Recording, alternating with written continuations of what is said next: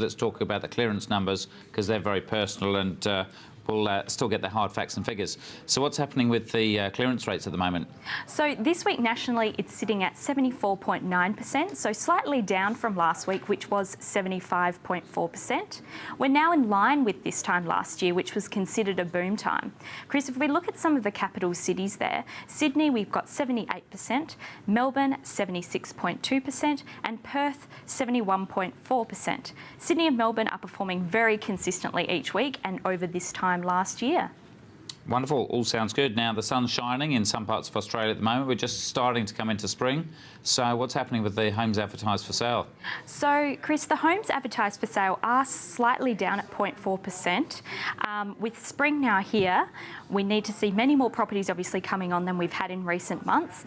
And if we look over at the New Zealand figures, nationally they were up 9.3% across almost all regions, with Waikato especially had a very strong week with a 50% week-on-week lift.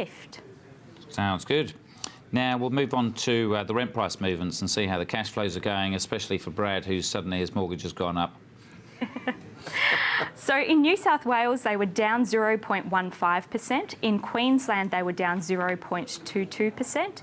In South Australia, they were down 0.27%. And the national average is sitting at 0%, so no change over this time last week.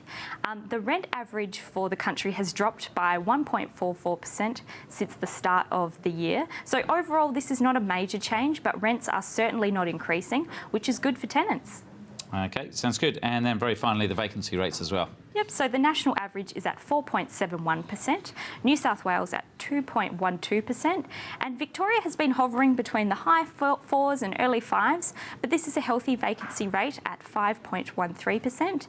Western Australia still underperforming at 6.88% against the rest of the country. So many landlords in WA will need to be forced to review their rentals to get and keep good tenants. Wonderful. Thanks very much for the update.